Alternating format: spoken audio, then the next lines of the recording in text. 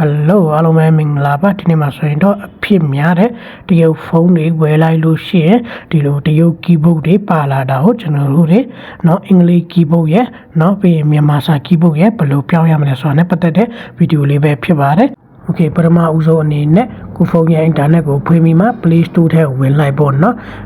Play Store ထဲဝင်ပြီးတော့လို့ရှိရင်တော့ Play Store ရဲ့ search bar မှာကျွန်တော်ရိုက်ရှာရမှာက BAGN ပကံ keyboard ဆိုတာရှိတယ်အဲ့ဒီကောင်လေးကိုရိုက်ရှာရမှာဖြစ်တာပေါ့เนาะဟောဒီမှာကျွန်တော်တို့တွေ့ရပြီအဲ့ဒီကောင်လေးကိုကျွန်တော်တို့ install တင်လိုက်ပေါ့เนาะโอเค install တင်ပြီးတော့လို့ရှိရင်တော့ဒီနေရာမှာ open ဆိုတာပေါ်လာပြီအဲ့ဒီကောင်လေးကိုနှိပ်လိုက်ပြီးရင်ဝင်လို့ရှိရင်အလောင်းတောင်းမယ်နှိပ်ပေးလိုက်ပြီးရင်ဒီအပေါ်မှာပြထားတဲ့ enable ဆိုတာလေးကိုနှိပ်လိုက်ပေါ့เนาะပြီးရင်ဒီနေရာမှာပကံဆိုတာရှိတယ်အဲ့ဒီကောင်လေးကိုနှိပ်ပြီးမှဒီဘက်ညာဘက်တောက်က active ဆိုတာရှိတယ်အဲ့ဒီကောင်လေးကိုနှိပ်လိုက်ပေါ့เนาะ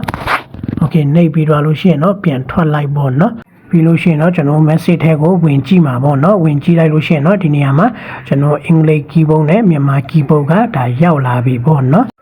โอเคဒီနီးလန်းလေးကအရန်ကိုလွယ်ကူတာပေါ့เนาะဘာမှခဲရခက်စစ်မရှိဘူးကိုတိုင်းလည်းဒါလုပ်လို့ရတာပေါ့เนาะโอเคကျွန်တော်ရဲ့ဒီနေ့ဗီဒီယိုလေးကဒီလောက်ပါပဲအကယ်လို့ဗီဒီယိုလေးကိုကြိုက်နေတတ်တယ်ဆိုရင်လည်းဗီဒီယိုလေးကို like လုပ်ပြီးမှ channel လေးကိုလည်း subscribe လုပ်ထားပြီးဖို့အတွက်မမေ့ကြပါနဲ့လို့တောင်းဆိုချင်ပါတယ်အားလုံးကိုကျေးဇူးတင်ပါတယ် bye bye